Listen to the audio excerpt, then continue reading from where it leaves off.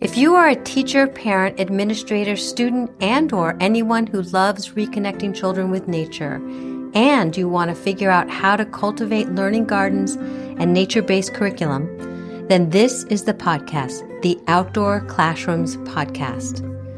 My name is Victoria Hackett. I am the founder of Outdoor-Classrooms.com and the Secret Gardens Nature Classes. I love witnessing the magic that happens when children are playfully learning outdoors. Observing the return of wonder and curiosity when children are interacting with nature is pure magic.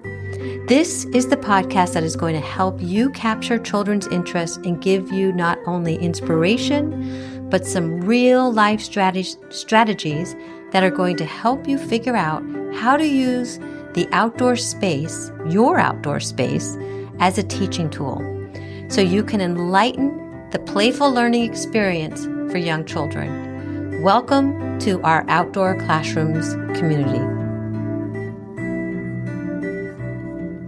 Ann Gadzikowski is an award-winning author and educator with a passion for nurturing children's creativity and curiosity. Ann's newest book, Every Drop Counts, Exploring Water Science with Young Children in the Age of Climate Change, will be published by Griffin House in November 2025. As a graduate of Erickson Institute, Ann developed expertise in STEM learning through her role as early childhood coordinator for the Northwestern University Center for Talent Development, and served as a curriculum director and executive editor for the Encyclopedia Britannica, where she led the creation of family resources, including Britannica for Parents. Currently, Ann serves as director of Families Together Cooperative Nursery School in Chicago. She also teaches early childhood education courses at Oakton College. Without further ado, let's talk to Ann. Hello, everybody. Hello, Ann. Welcome to the Outdoor Classrooms podcast. I'm thrilled to have you here. Ann is the author of Every Drop Counts, Exploring Water Science with Young Children in a Changing Climate. Welcome, welcome. Thank you. I'm so happy to be here. Great. So first, I just would love to hear your backstory and what inspired you to write this incredible book during this incredible time, actually. Well, I've been an early childhood educator for a long time, and I have a background that's pretty traditional, play-based, nursery school, childcare background. But in recent years, I've become more interested in STEM learning through a bunch of different reasons that we can talk about. But I think that what I want to say first about this book is that it really grew out of my concerns about climate change. So as a teacher and as a parent, I'm thinking a lot about what kind of world the young children who are in preschool today, what are they going to inherit from us? And they are already experiencing the impacts of climate change. I'm thinking about right now, we're talking at the end of a hot summer, and a lot of kids, even here in the Chicago area where it hasn't even really been that bad, a lot of kids haven't been playing outside as much this summer as they might have when I was a kid, just because of extreme weather, because of heat. And knowing that these situations are going to continue as they grow up and are out in the world, what do they need to know? What kind of problem-solving strategies are they going to benefit from learning? And what can we do as educators and as parents to help them get ready for that world? That's brilliant. So you have written this book with your daughter.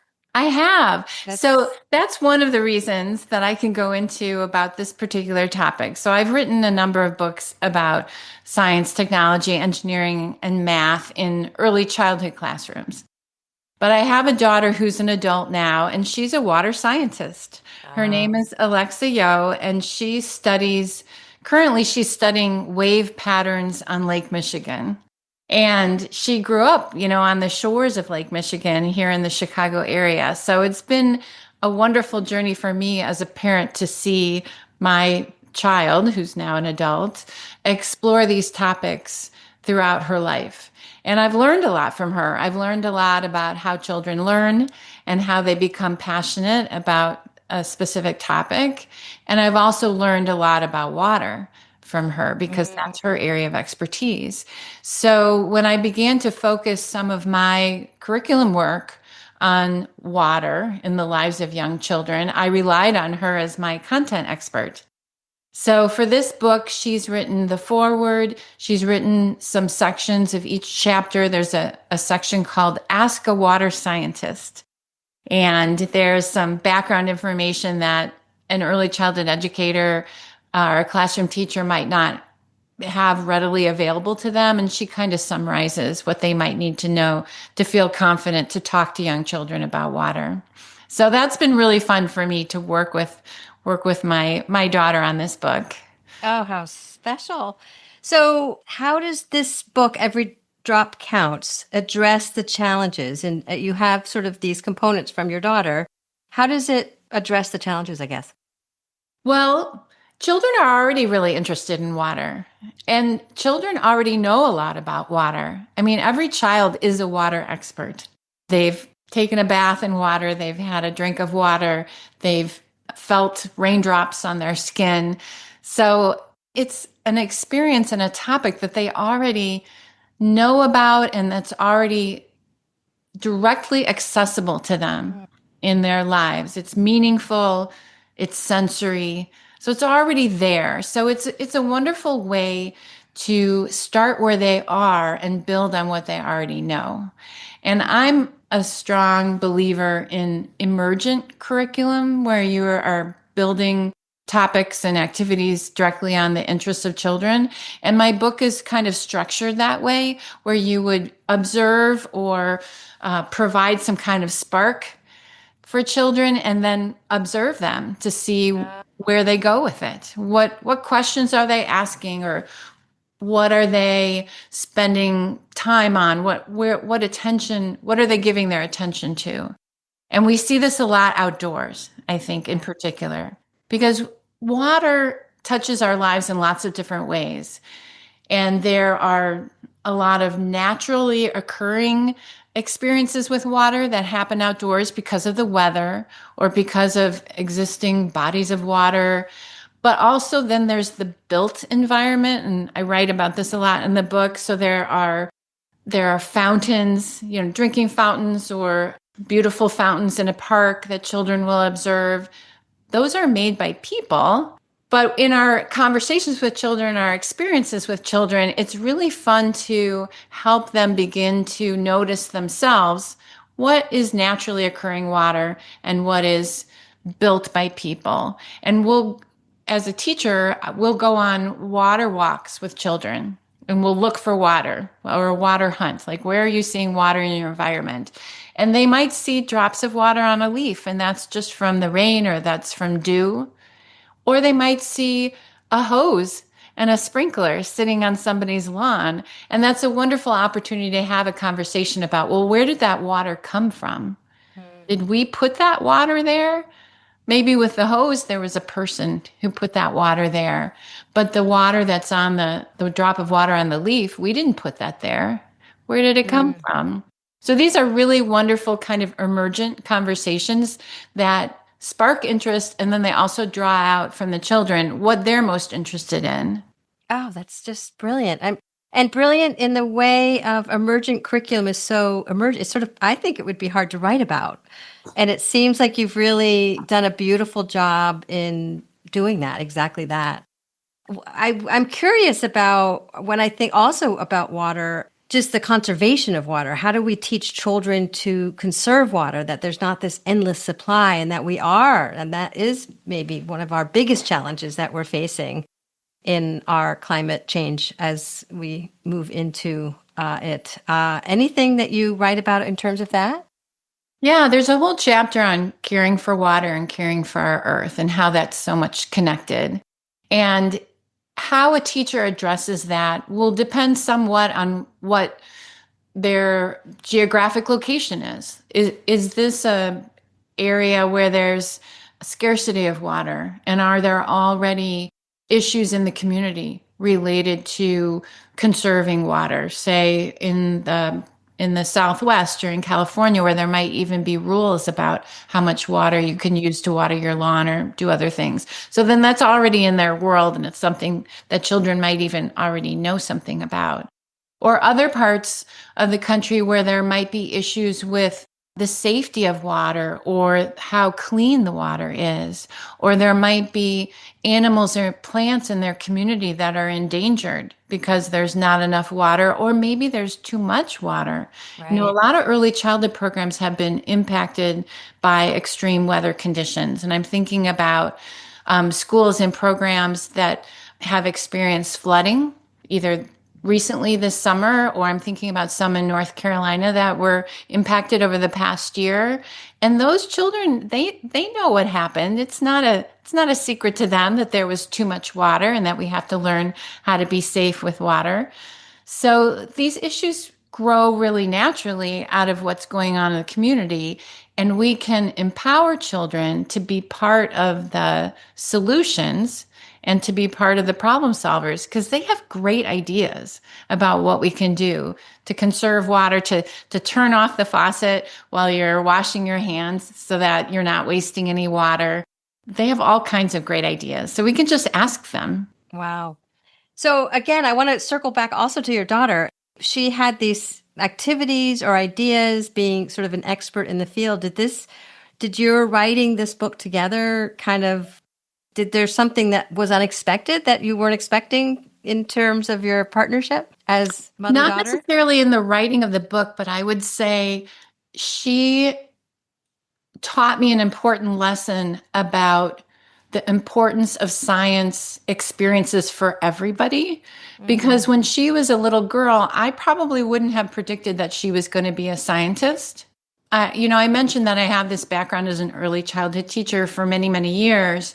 And I taught in play-based programs that really value constructivist learning, where children have a lot of experience building with blocks and painting and telling stories and listening to stories. So I came into that work with a background primarily in the arts and in literature. I really didn't know that much about STEM learning.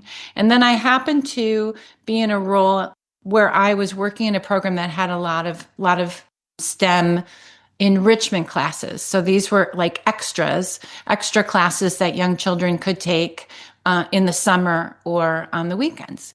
And this opened my eyes to topics that I never thought were that interesting to children. Robotics, for example. I knew nothing about robotics, and I learned about how to introduce robots to young children at a young age that don't require screens or being able to code. So I began to get very interested in hands-on STEM learning. And to circle back to your question about my daughter, one of the things I discovered is that as a woman, I grew up in a generation where girls were not encouraged to participate in science and math, at least not to the extent that a lot of people do today. And my daughter had the experience of being really encouraged to pursue science topics through some programs that were specifically targeted for underrepresented groups. So she participated, especially in middle school. She participated in some programs that were really intended to recruit girls into in-depth studies of science, and she responded to that. Wow. And I learned from that the importance of exposing everybody to science and just the value of making sure that everyone knows that these topics are available to them. So that was probably one of the big surprises of what I learned from her. And I think another surprise would be she, as an undergrad, studied civil engineering and environmental science, and actually worked as a consultant for plumbing.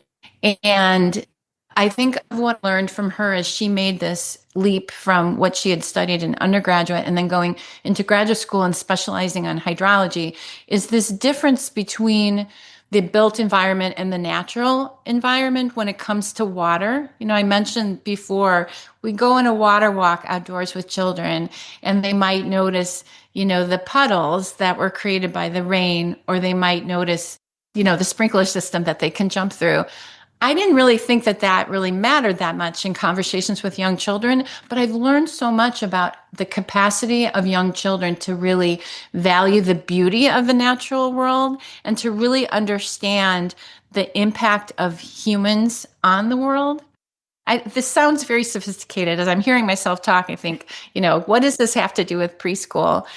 But I really think that children have the ability to understand so much more than we often give them credit for, and to really understand our relationship with the natural world.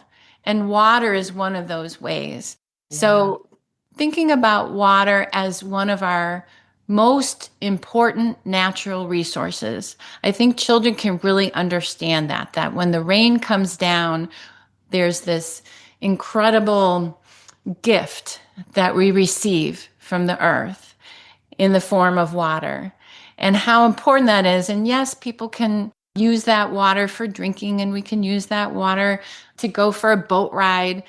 But really, it's the origin of it and the natural world is so, so important. Wow.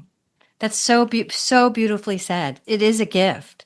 And what's so frightening is that our water supply is getting smaller and smaller and smaller. And then what happens when and if we get to the point that we can't access, that those gifts don't arrive anymore? So I don't know if your book addresses any of this, or it's coming out soon. It's very exciting. So we sort of talked about any other practical applications, but then also shifting to just the impact and the vision that you have for this book on early childhood educators, on parents, on homeschoolers, on anybody that will be reading it. Well, the program where I work now, I'm director of a nursery school in Chicago called Families Together Cooperative Nursery School. And so this is a small nonprofit early childhood program on the north side of Chicago.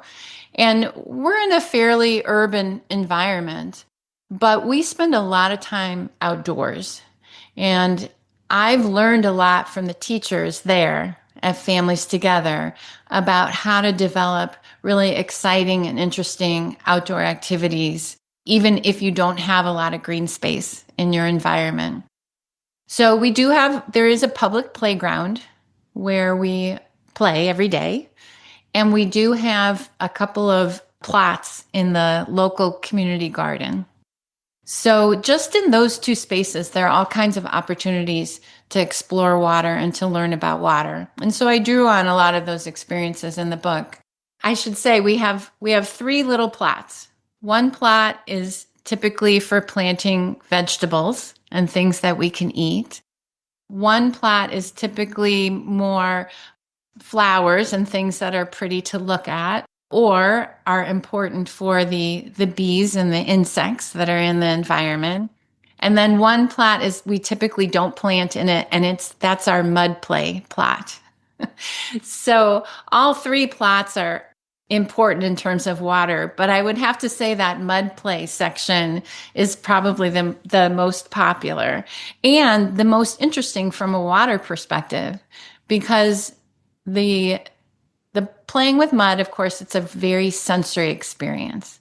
So you're physically touching the mud and you're learning a lot about how the texture of the soil is impacted by the presence of water.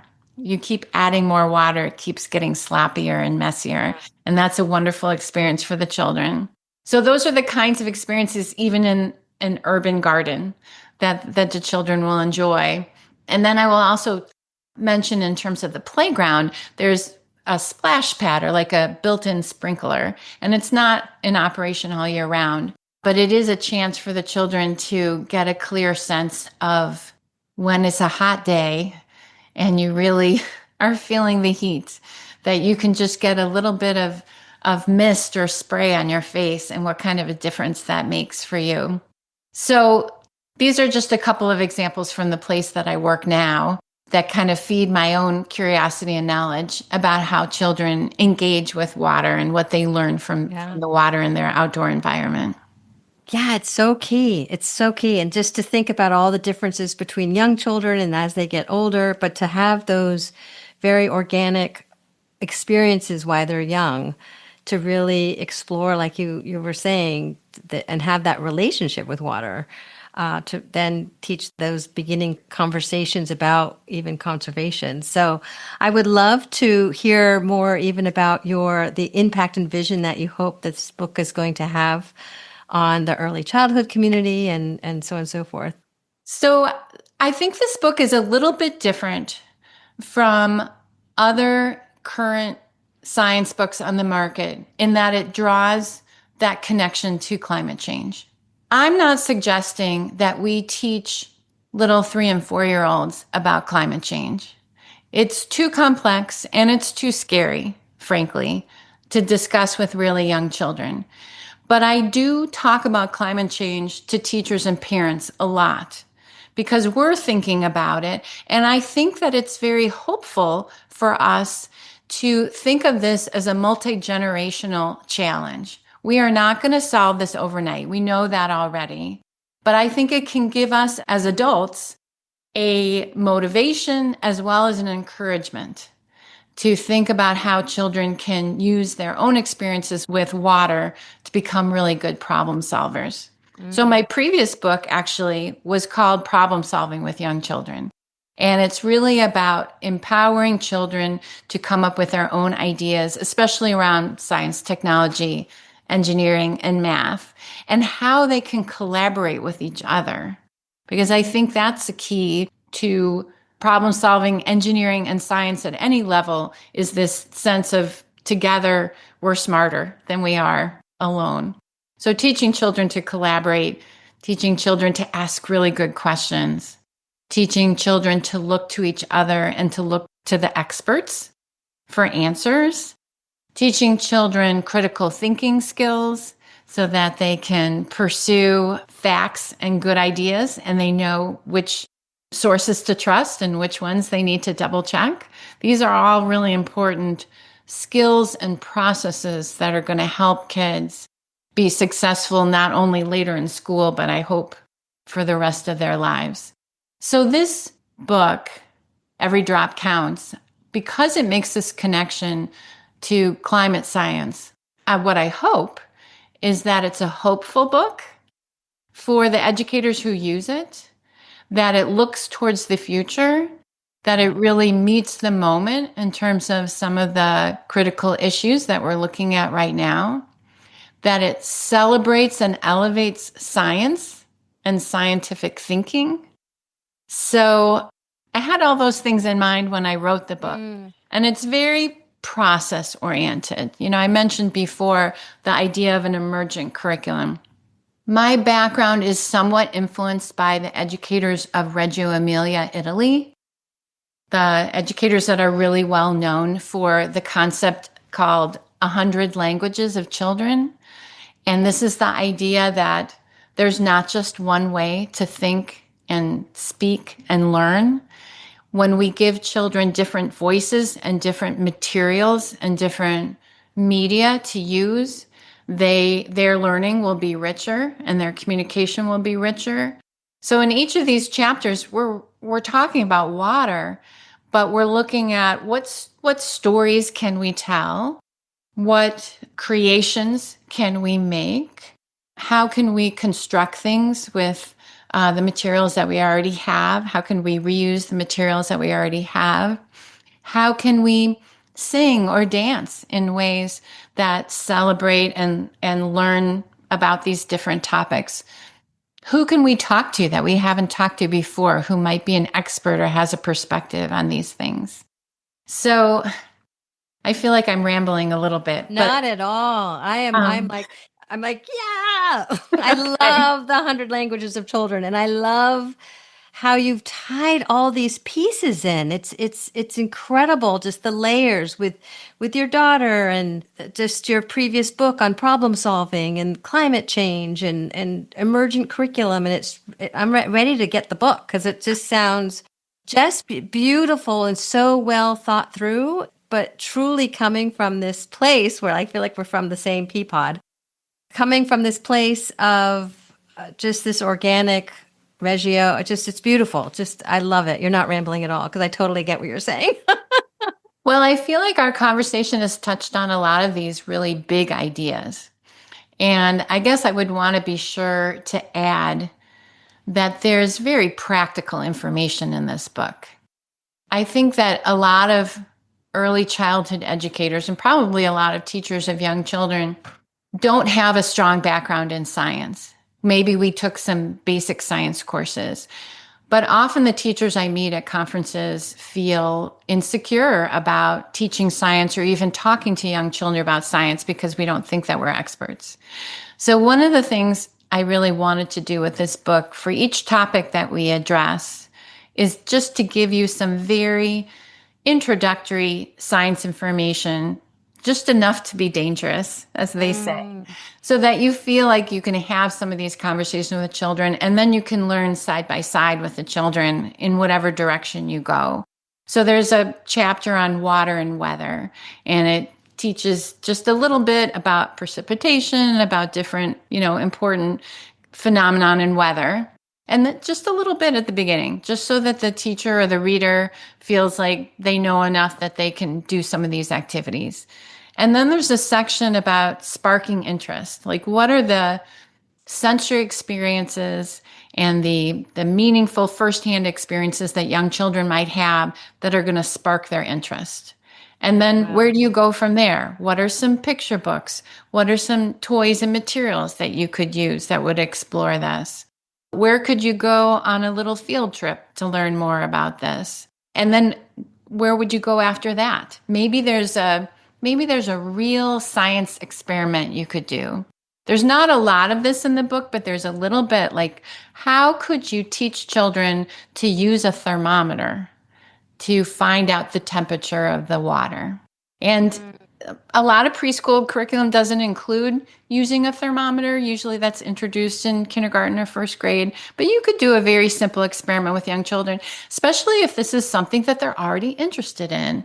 If they've already noticed that there's some ice over the puddle in the play yard, then they're going to already be talking about hot and cold. So that's a wonderful time to start talking about, well, how can we measure if something is hot? How do we know if it's hot? How do we know if it's cold? How cold does it have to be before it starts to freeze? So we're having these kinds of conversations about the things that the children are already interested in. And that's when you can go deeper and start introducing specific tools that they might learn to use to conduct an actual science experiment. So it goes anywhere along this continuum, from just an interesting conversation that you have in the playground all the way to sitting down and doing an experiment and writing down the data and talking about, what your hypothesis is. You can go anywhere along that range and still have a really meaningful and interesting conversation with children about water. You know what? I love what you said about early childhood educators may not have or just feel very vulnerable around science. And your explanation has been very inspiring. I sort of see them as seeds of inspiration.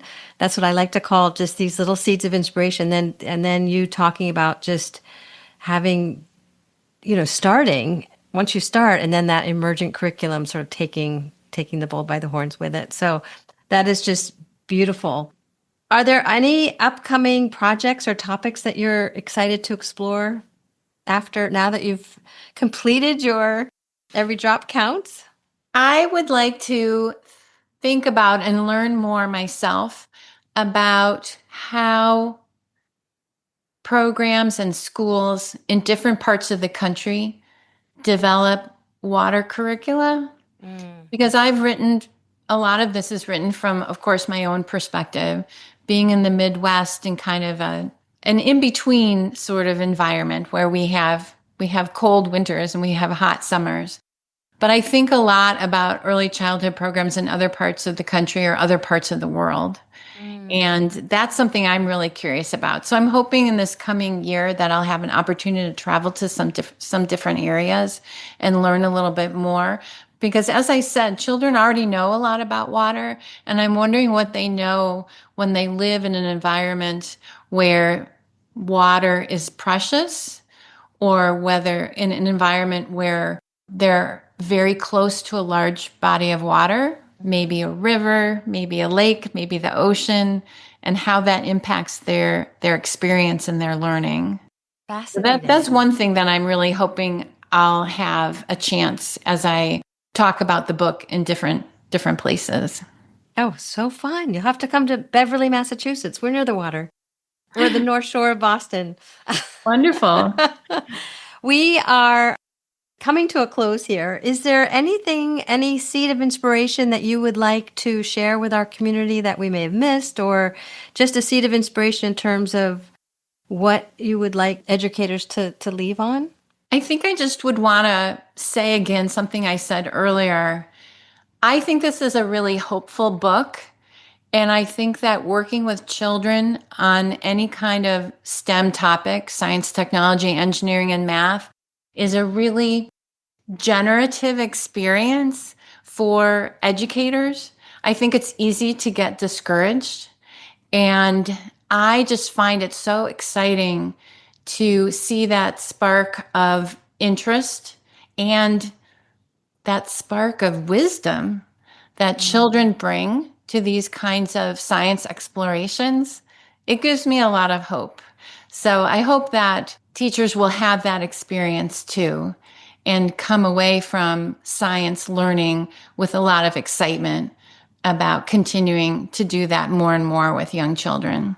It's beautiful. But you are such a great example because you were someone that you didn't see yourself as a scientist. Absolutely. And Yeah. then you wrote a book on robotics. And then you wrote a book on water and science. It's fascinating. And then you're so excited about that you want to even dig even deeper. So you are yourself a perfect example of just flipping that mindset in terms of, and uncovering the unknown and not being afraid of it.